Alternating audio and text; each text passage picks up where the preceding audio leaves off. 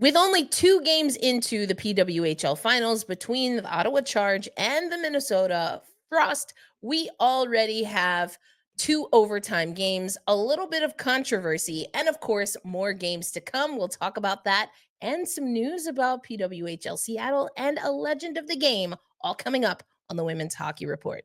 This is the Women's Hockey Report, presented by Locked On NHL. Your weekly look at the world of women's hockey. From the PWHL to the international stage, it's the Women's Hockey Report on the Locked On Podcast Network. Your team every day. Hello, welcome to another episode of the Women's Hockey Report, brought to you by the Locked On NHL channel, which is part of the Locked On Podcast Network, where we bring you your favorite team every single day. In our case, we're coming to you, I guess it's now like twice a week, Rachel, because we're in the playoffs. We got things to talk about. Listen, when you need to talk about hockey, you need to talk about hockey. That's it. And 'tis the season for sure. We are definitely going to get into all of the things. So much to talk about happening in these finals between Ottawa and Minnesota. But first, let's do a little vibe check and see how you are living, Rachel. What's good in your world? Listen, I am living in the world of Carla McLeod's post-game pressers after a loss because she goes to bat for her team better than almost anybody I've ever seen, especially after a heartbreaking loss like that. She had nary a negative thing to say. Every single player that was brought up is the best she's ever seen them play. And I want to live like that. I love it. And for me, outside of women's hockey, finished our kickball season. We got our first win in the playoffs, which is a hard thing to do. And yet we did it as the absolute lowest seed. So congratulations to the Tulsa Remote Kickball team on getting the first win. You can tell we're a bunch of remote workers. But anyway, so you mentioned Carla McLeod, the heartbreak that was not, according to her, in game 2. But first, we have to talk about game 1. Both games, as I mentioned, Rachel, went into overtime. Both played in Ottawa. I mean, the Charge fans have a heck of a time. It feels, I haven't been there. It sounds and looks like a party is happening. And they had good reason to celebrate after the game 1 win. Absolutely. And the signage in the crowd is unmatched as well. They're having a good time. There's somebody with a whiteboard that makes some changes as the game goes. I love everything about the Love it. vibes in Ottawa for the playoffs here. But yeah, I think that first game was really good. And I think kind of set the tone for the series as a whole, that this was going to be a really tough battle and it was going to be really hard for either team to score. And that's kind of how it played out for those first 2 games, but at game 1 especially as well. Yeah, for sure. We did see Nicole Hensley versus, surprise, surprise, Gwyneth Philips for Ottawa. Hensley saw 19 shots.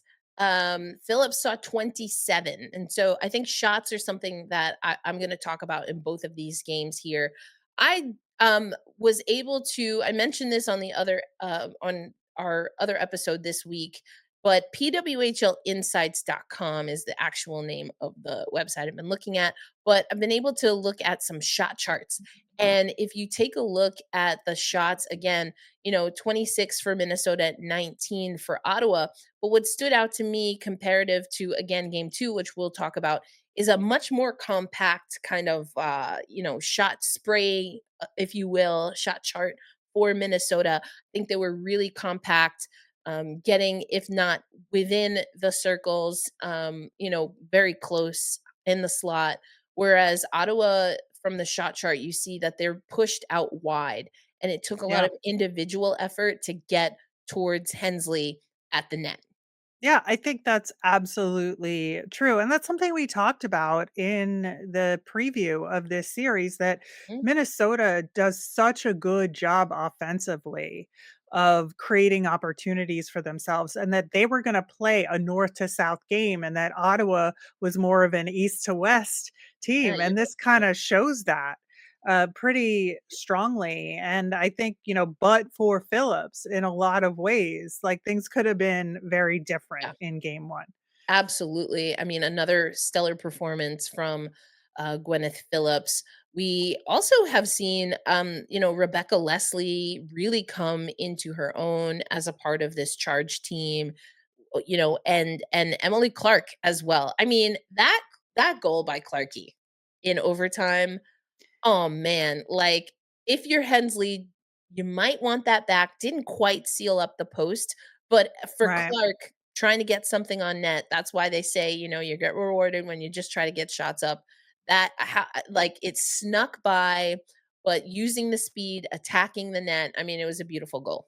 Yeah, absolutely. Absolutely. And I think your point about Rebecca Leslie and Emily Clark, I think both of them have stepped up as the playoffs have progressed. And I think that's the thing about this Ottawa team that we talked about is that they're getting contributions from everybody. And I think that even we can talk about that even in game two, that they didn't win, especially, when we're dealing with the Mrazova injury situation of it all Which that we'll happened. talk about. Yeah. Indeed, indeed. So Ottawa gets that first win at home, gives the home crowd definitely something to cheer about. You alluded to the Mrazova injury, and we were talking. I didn't pick up on the injury while I was watching game one right away. Then we, of course, we see the lineups, and we see that she is a lower body out, and so the reason that that is important is because of what you have talked about now on 2 episodes, right? The east west of it all. Kaka Mrazova is also a fiery skater, very well on her, works very well on her skates. Not the tallest or the broadest player, but is very similar to Teresa Vanishova. Can utilize her weight to perfection to be able to dominate and get where she needs to on the ice. Yeah, Mrazova hasn't scored in the playoffs, but she still made a huge impact Yes, for this Ottawa Charge team. And, she did come back after the knee on knee from Britta Curl, which is again a whole thing. But unfortunately, she just wasn't able to complete game one. And then, as we saw, she did not play in game two, which I think, there's like a next skater up mentality, of course, in mhm, hockey. But I yes. think it did have an impact on Ottawa's third line, which was key, I think, in the game. Yeah, and let's talk about this because, I hear what you're saying, and in some ways, this was a better game for Ottawa, which is really interesting. Even hearing Ken Klee talk after game 2, which they win, Britta Curl does get the only 2 goals for Minnesota in that Yeah. game. And I think that you heard Ken Klee talk about how they were really being pushed and pressed in this game. Again, if you go to PWHL Insights and you look at the shot chart from game to game, much more peppering. Still not as concentrated for Ottawa as Minnesota, but they got a lot of shots up. They were getting much closer to the crease. And I think also in watching that game, and watching pieces of that game and the eye test, I thought that the forechecking looked really great in this game, and that is what ultimately, led to the goal from, of all people, Jocelyn Larocque. I know, which that was wild. Yes, I think, Jocelyn Larocque getting her first goal as a member of the Ottawa Charge in a playoff finals game is just incredible, incredible storyline stuff. for sure. But Late in the yeah, game too. yeah, and I think your point stands about the pressure and, Ottawa getting more shots off in the second game, especially on the penalty kill. Their penalty Mm. kill, even though it didn't convert, was, like, on fire. Like, the Power jailbreaks. kill. Yeah, like, the jailbreak possibilities were very, very high, Mhm. for Ottawa in that game. But I do wanna talk about the Britta Curl situation just because there definitely is a case to be made that that play from game 1 should have been reviewed by player safety and considered for an additional suspension, given the fact that knee-on-knee contact is a no-no. It is a huge no-no. She definitely extended her knee. And I think that given the history of that individual player, Yep. she's already been suspended 3 times. She was suspended in the playoffs already, We talked only about that. 1 game. So there was like a potential that she shouldn't even have been in the game to begin with in terms Right. of game 1, let alone game 2, where she was not suspended either. And I think there's definitely a case to be made for sure that she Yeah. should not have been in that game. And then to have her score those 2 goals, they were excellent goals, like, you cannot deny that, and that the plays that led up to them, like, there was definitely some defensive coverage failures there, but I think that Ottawa fans have a right to be upset. Yeah, I mean, and it was interesting that that was such a storyline. You talked about defense. Before we move on to that, I do want to talk about, like, for those who listen to Locked On Kraken or have listened to my other women's hockey shows, I really get uptight about defensive breakdowns. And Zoe Boyd did a great job. We know that Minnesota's throwing the kitchen sink. Curl scores with what, just about 15 seconds left in the third period to equalize. But Boyd called that out going to the coverage, and then the streaking skater, I can't remember from Ottawa who it was right now, just did gave too much space to someone who can work in that area like Britta Curl. So had to mention that because I would not be me as a hockey analyst if I did not. But to your point, what we heard and the questioning for both teams, both coaches, both sets of players, and for Minnesota, that did not include equalize goal scorer, equalizer goal scorer, or game winning goal scorer in overtime. Britta Curl did not show up. I don't know how they were selected, but we got Rooney and Steckline for game 2. Everyone was asked about the booing. So the Ottawa crowd, we talked about the Ottawa crowd, they did boo Curl. And, we've talked about Britta Curl in a few different aspects, but like you said, Ottawa has every right as fans to be upset with what they saw, how it played out, and that it has impacted a player as critical as Katarzyna Mrazova. So, I mean, uh, from what I've seen, I haven't seen that there has been any or heard that there's been any petition to look that over. Not even quite honestly sure if that's something that can be done in the PWHL. I know the WNBA, you can do that. You can do that in the NHL. You can do that in a handful of other leagues. Um, but yeah, there's a pattern. We talked about it a couple of shows ago, right? And here we are again. So you have to, at minimum, if you're someone like Curl, you have to, and I do think the league should demand that she gets more control of her body. Assume Yeah. that's on the nice side of things, right? Assuming this is just I'm playing hockey, throws of action, but, this is not a young whippersnapper, in my opinion. This is someone that should be able to have more body control, and if that's not something that this player can do, at what point in time as a league are you going to enforce through suspension or other things that this player, if they're not gonna learn, that they find out that this is not how the game goes. Well, So when you only suspend somebody for 1 game exactly. continually, that sends a message, keep doing what you're Right. doing. I think there's another element to the name Britta Curl that people are going to want to entertain. I don't think that these things are related. We've talked about them before, some of the off ice things and culture and fit. And we'll talk about culture and fit a little bit later on the show when we talk about PWHL Seattle. Those are valid holistically within the context of what we're talking about. Perhaps not. I can't speak for sure. I don't. I'm not under the impression that there was anything but hockey happening. And I would hope that because of some of the other energy that a player like Curl attracts, um, and because of choices and things that they decide to support or not, I would hope that that's not being used as a reason to not enforce very specific hockey Yeah. plays, Yeah. you Yep, know? it is a very tough line to tread here, right? But I think that the hockey side of it Mhm. is very clear what Yes. is happening here, and I think that absolutely needs to be addressed by the league.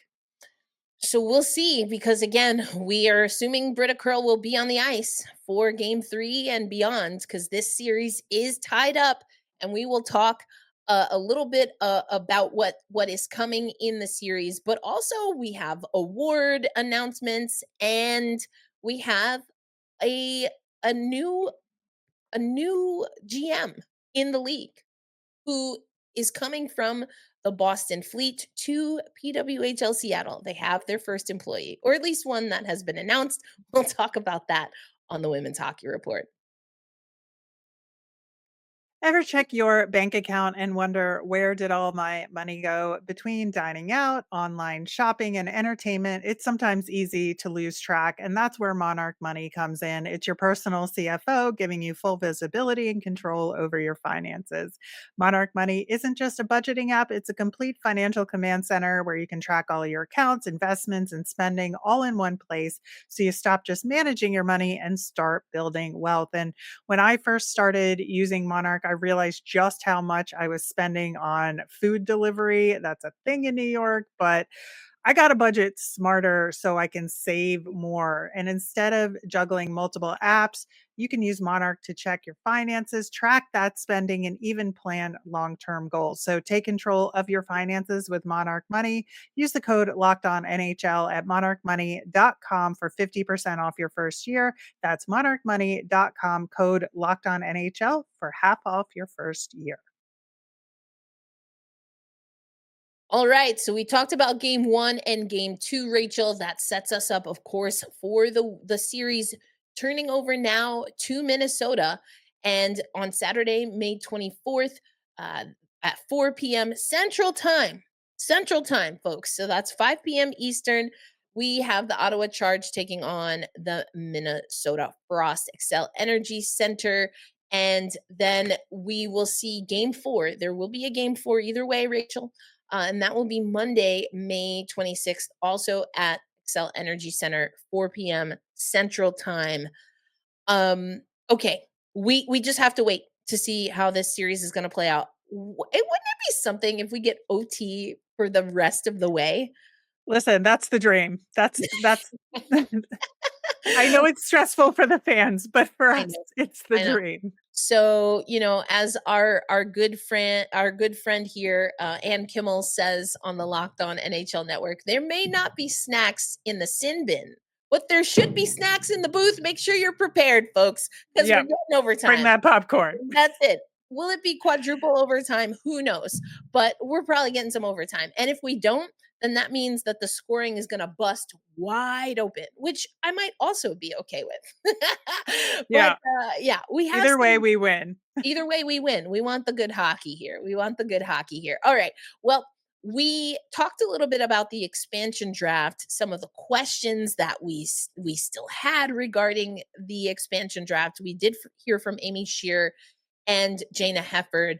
I mean, I think they maybe cleared some things up, but not everything. But what at the time of their media availability, which was right before game 1, someone asked, well, you've got an expansion draft. You've announced the rules of the expansion draft, but what we don't have are GMs or head coaches for the expansion teams. And we basically were told that they were in the final stages, that was coming. And so this week, at least one of the expansion teams announces that they have a general manager, Meghan Turner, named Seattle GM. She was with the Boston Fleet as an assistant GM there. She's played in the CWHL as well as the PWHPA. Says, I'm so honored to step into this role and have the opportunity to build a PWHL team in Seattle from the experience that from the excitement, that we experienced at the takeover tour this past season. Again, she was with Boston. You know, she's looking forward to the women's sports culture, the close relationship with the Kraken, and quote, I'm confident that we're stepping into an environment that is more than ready for women's hockey. Talks about the talent being unmatched, excited for an opportunity to build a team, and an organization that reflects the passion of the city and the excellence of the league. We've got a lot of work to do, and I'm ready to get started. Well, I'm glad she's ready to go, and no lies detected. There is a lot of work for Meghan to do here. I think it's interesting to see an assistant GM get an opportunity with an Yeah. expansion, because we've been talking about from the player perspective, right, Rachel, that this is an opportunity for players maybe to find more minutes somewhere else with an expansion team. But now we see that that also works for executives. Right. And this is exactly, I think, what this league should be doing. Mm, Right. It's creating opportunities for more women in the game, whether it's on the ice or in the offices. And I think giving somebody who's been an assistant GM the opportunity that they've earned to move up is something that's just it should be part of the fabric of this league, and I love, love, love to see it. yeah, I think so. I had someone, one of our Locked on Kraken insiders, messaging about when are we going to get a GM? And then I was like, well, here you go. We got a GM. And then it's like, okay, I think sometimes people wonder if in the women's game there are people that get promoted so young. But this is what I would say to that, Rachel. And, if they're maybe a little too quote unquote close in age to the players, one is that the players' ages really do range, because there've been so many women that have been stalwarts in all of the iterations of women's professional hockey that we've seen. So it's going to be tough to get a woman that, or a person, but specifically a woman that is involved in women's hockey that's probably not somewhere within the age range that we have right now for women's hockey. So that's number 1. And Yeah. as far as that, I mean, I don't know. It you I think of, what Haley Moore was able to do um with the Boston Pride for so many years, and now is doing that at the AHL level, so I think, like you said, giving opportunity here is huge. I do think there's an opportunity, and I have to shout out someone on TikTok who's very into the PWHL kind of culture on TikTok at 365 underscore hockey girl, with a little bit of a theory.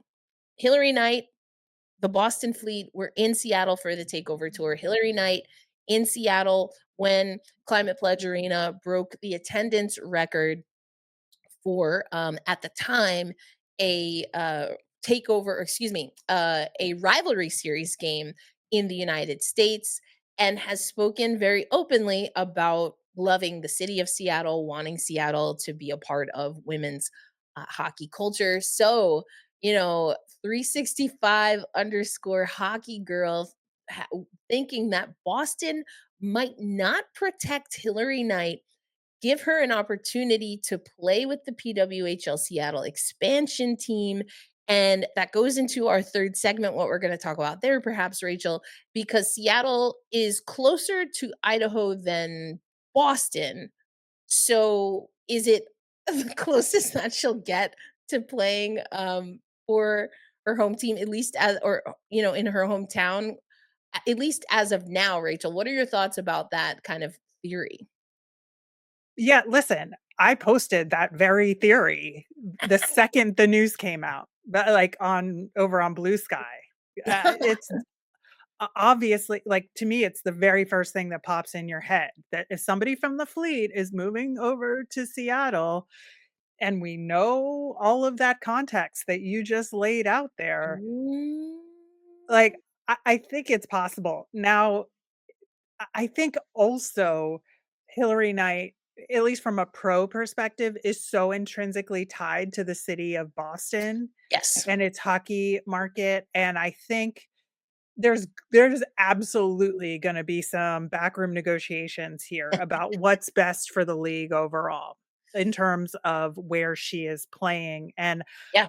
I think Hilary Knight is a team player when it comes to all of this, and I think that but ultimately, she's also earned the right to control her own destiny, Yes. and so I think, this could go either way to me in terms of her staying versus her going, but I would not be surprised with either decision. Yeah, and I just wanna illuminate that even more because, I mean, we are so enthralled now and thrown into athletes and their content, right? Whether it's Mhm. podcasts or being on broadcasts as they're still playing. But the social media landscape was not what it is now when Hilary Knight was starting up. But like the Red Bull queen, okay, the Chipotle queen, like first influencer on that tip for sure. I mean, just putting social media in tizzy fits with some of her very cryptic sometimes posts. And when you have that energy, to your point, that maybe you can bring to an expansion team, knowing that, we've talked about this before and we'll talk about it coming up on the show. There are fewer professional games or just hockey games in general ahead of Hilary Knight than there are behind her. We know that.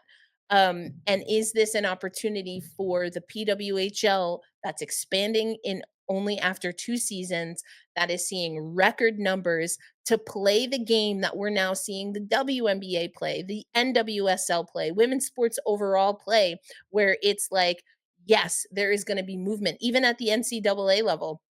There is movement. We are going to get not Yeah, just that portal is active. the portal is crazy. We're not just going to get someone who's a great athlete and can help boon an expansion team. We're going to get someone that can invigorate the entire culture and vibe of what we're trying to do, because it's not just, some athletes just want to do that. The Mike Trouts, right, of the world, they just want to play their sport. And then there are Hilary Knights that can go in and out of being elite, high level elite, in this case on the ice, and be high level elite when it comes to gravitating attention towards, in this case, women's hockey. Very interesting. We're going to have to see if you and 365 Hockey Girl are right. I'm sure other people also had that on their bingo card. Like you said, it could go either way. But we do know that there is at least one retirement announcement that has been made from the Hilary Knight camp, HK21. We'll talk about that coming up on the Women's Hockey Report.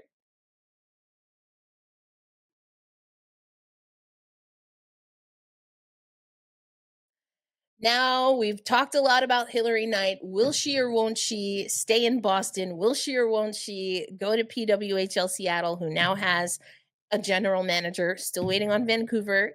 Got to put that announcement in soon, I'm sure. But what we do know is Hilary Knight will call Milano Cortina 2026 her final Olympics, Rachel.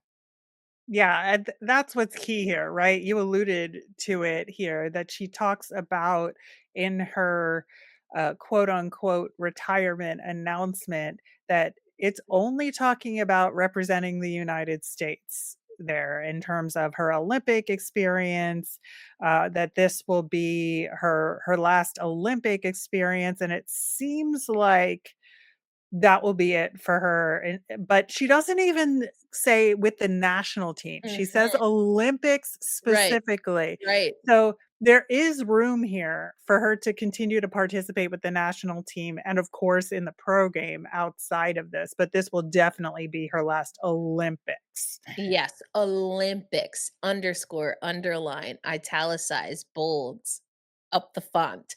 Yep. Olympics. So I guess that means we know Hilary Knight's making the team. Now, is there a world in which, just broadly, a Hilary Knight could not make the Olympics?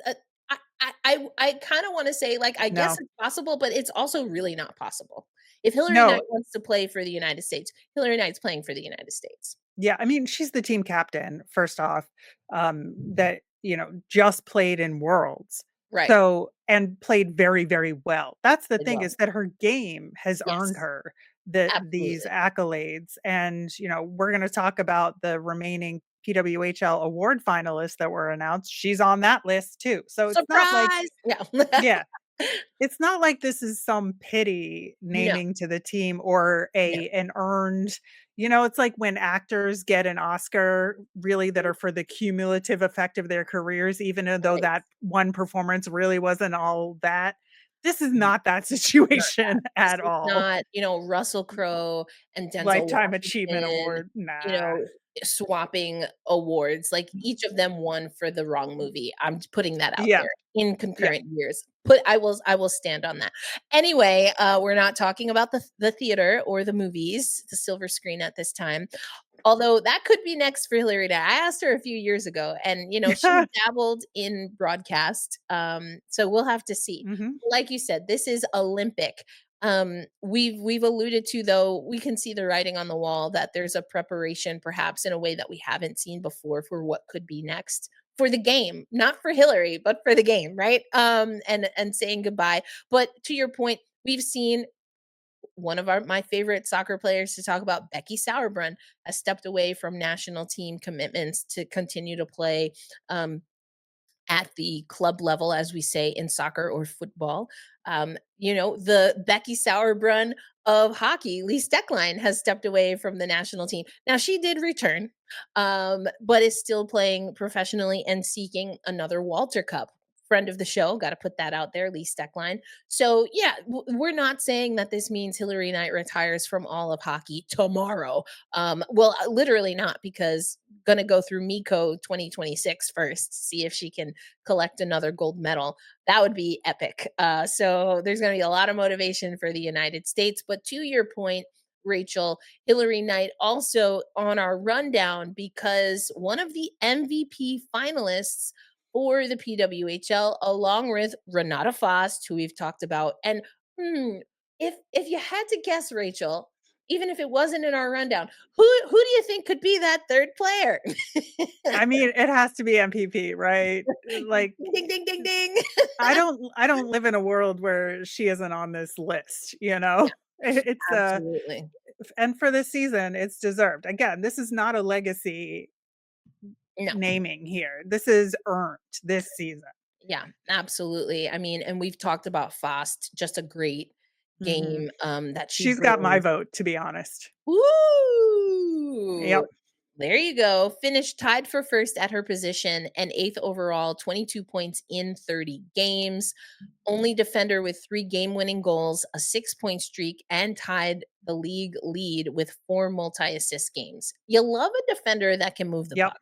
You love it. exactly. We've She just talked. got the best all-around game, and I Agreed. think a defender deserves this award. I'm not mad. I'm not mad. I'm not mad at all. Uh, this for Hilary Knight, 29 points in 30 games, 15 goals, 14 assists. I love the balance there for the fleet captain. Um, Fleet also the didn't make the playoffs, though. I know, I know. Also, the captain for the fleet led all forwards in ice time with over 660 minutes in ice time, recorded at least and set a new benchmark for offensive production as the first player to record at least 15 goals and 10 assists in a season, all while showing a league high 18-point improvement from season one. That's wild. We talked a lot about Hilary Knight actually in PWHL season one, because we were like, okay, but what's happening? What's going on? Like, why are we not seeing what we saw in season two? She was like, I got y'all. Don't worry about it. And then MPP, we know what MPP is doing. 25. This is wild to me. Accounted for 25.7 of Montreal's goals this season, representing the highest share of a team's offense by any PWHL player. I mean, we saw the postseason alone. We could talk about that. Just wild. And helped the Victoire get into first place. Didn't get them to the finals, but they've got some work to do there.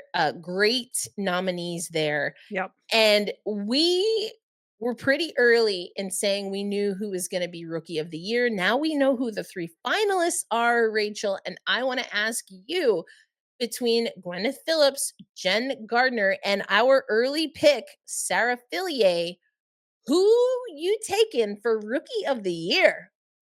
this is harder for me than the MVP award for sure, because I think there's a case to be made for all 3 of them, Mm, and I think you look at like Sarah Fillier had a phenomenal season mhm. on a very mixed bag of a team, and sometimes that happens, and you look at even on the NHL side of things of who the Rookie of the Year candidates are, well, they're top rookies because they were on bad teams and got drafted high, right? Right, right. So that's kinda how it turns out sometimes, and that's why you have to give Sarah Fillier the benefit of the doubt here, and look at her individual achievements and really consider her.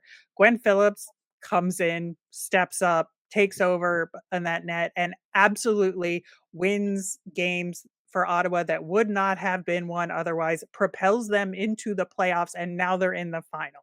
So I know this is a regular season award, but just the getting them to the finals when they did not really know what they were going to do. I mean, they know Phillips is a good goaltender, but she's a rookie coming in to substitute for Emmerance Mashmeyer. Like, come on, That's massive. come on. And Yeah, then Jen Gardner has had Ruben one high of the on most. Jen Gardner I know, I love her. I think again, I feel about her similarly to Renata Fast in the sense of her all-around all game around.